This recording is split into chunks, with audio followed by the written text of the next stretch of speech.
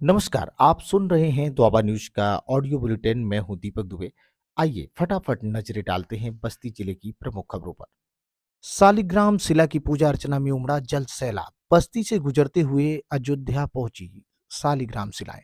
अयोध्या से श्री राम मंदिर निर्माण के लिए नेपाल से लाई जा रही दो विशाल सालिग्राम शिलाएं आज बस्ती पहुंचने पर लोगों ने भव्य स्वागत किया। बड़े बन टोल प्लाजा के पास हजारों की संख्या में लोग सालिग्राम शिला के आने का इंतजार कर रहे थे। जैसे ही शिला वहां पहुंची, जय श्री राम के नारे लगाए गए, पुष्प वर्षा की गई और पटाखे फोड़े गए। सालिग्राम शिला को छूने के लिए लोग आतुर दिखे। बड़ी श्रद्धा भाव से लोगों ने सालिग्राम शिला का स्पर्श किया। ऐसा मानना है कि सालिग्राम की ये शिलाएं 6 करोड़ साल पुरानी हैं, जिससे राम सीता की मूर्तियां बनाई जाएंगी। रिंग रोड के लिए 15 फरवरी से शुरू हो जाएगा भूमि अधिग्रहण। बस्ती जिले का बहुप्रतीक्षित 4 लेन रिंग निर्माण का पहला चरण 22.15 किलोमीटर जो गोटवा कस्बे से लेकर हड़िया चौराहे तक बनेगा। एनएचआई ने इसके लिए भूमि अधिग्रहण की प्रक्रिया शुरू कर दी है। इसके लिए 15 फरवरी से मुआवजा देकर कब्जा लेने की तैयारी है। पहले चरण में 90.488 हेक्टेयर भूमि अधिकृत की जाएगी, जिसमें 35 गांवों और 500 काश्तकारों की जमीन का अधिग्रहण होगा।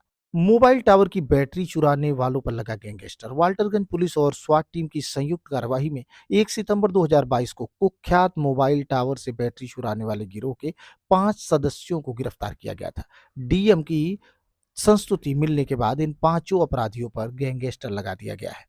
लखनऊ इकाना स्टेडियम के पिच क्यूरेटर सुरेंद्र यादव को हटाया गया। इकाना में हुए टी20 मैच के बाद भारतीय कप्तान हार्दिक पांड्या ने पिच को लेकर शिकायत दर्ज की थी। उन्होंने कहा था कि यहां की पिच टी20 मैच के लिए ठीक नहीं थी। भारतीय कप्तान की शिकायत के बाद बात सामने आई कि काली पिच को लाल बना दिया गया था। पिच क्यूरेटर को हटा दिया गया है। जस्टिस राजेश बिंदल होंगे सुप्रीम कोर्ट के जज। इलाहाबाद हाई कोर्ट के चीफ जस्टिस राजेश बिंदल अब सुप्रीम कोर्ट ऑफ इंडिया के जज होंगे। गुजरात हाई कोर्ट के चीफ जस्टिस अरविंद कुमार को भी सुप्रीम कोर्ट जज के रूप में नियुक्ति के लिए सरकार को सिफारिश भेजी गई है।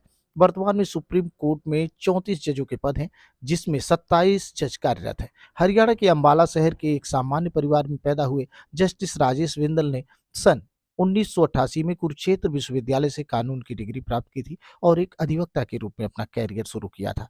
180 करोड़ से होगा बिजली व्यवस्था का कायाकल्प। बदले जाएंगे जर्जर तार और पुराने ट्रांसफार्मर। दूर होगी लो वोल्टेज की समस्या। बस्ती जिले का विद्युत विभाग जर्जर व कमजोर तार और अस्त व्यस्त लाइन की समस्या को दूर करने के लिए तैयारी में है। इस व्यवस्था को बदलने के लिए 180 करोड़ रुपए खर्च होंगे, जिसके तहत 1277 नए ट्रांसफार्मर भी लगाए जाएंगे और 1103 किलोमीटर की लाइन बिजली तारों को रियल्टी लाइन और एल्यूमीनियम को हटाकर उनकी जगह पर जीआई तारों को जोड़ा जाएगा, लो जिससे इस क्षेत्र के लोगों की लो वोल्टेज की समस्या खत्म होगी। रोटरी क्लब बस्ती ने 13 रोगियों को सौंपी पोषण पोटली। टीबी मुक्त भारत अभियान के अंतर्गत गोद लिए गए 6 रोगियों को मंगलवार को पोषण सामग्री की पोटली डीएम प्रियंका निरंजन के द्वारा वितरित की गई। इस मौके पर डीएम ने समाजसेवी संगठनों से 6 रोगियों को गोद लेकर जन आंदोलन को बढ़ाते हुए जिले को टीबी मुक्त करने की अपील की। क्लब द्वारा 44 रोगियों को गोद लिया गया था, जिसमें 29 पूरी तरह स्वस्थ हो चुके हैं। बाकी रोगियों का इलाज चल रहा है। इसके अलावा टीबी हॉस्पिटल बस्ती और श्री कृष्णा मिशन हॉस्पिटल ने 5-5 रोगियों को गोद लिया है और उन्हें स्वस्थ कर रहे हैं। नागरिकों ने जल भराव और सफाई को लेकर किया प्रदर्शन।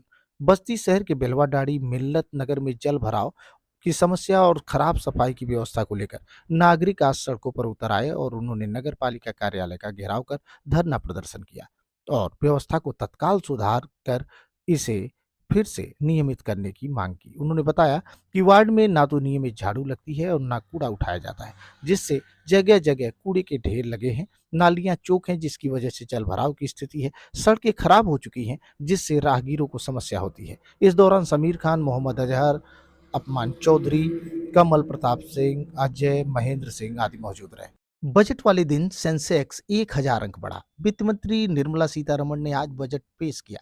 ऐसे में बाजार की नजर सरकार की घोषणाओं पर थी।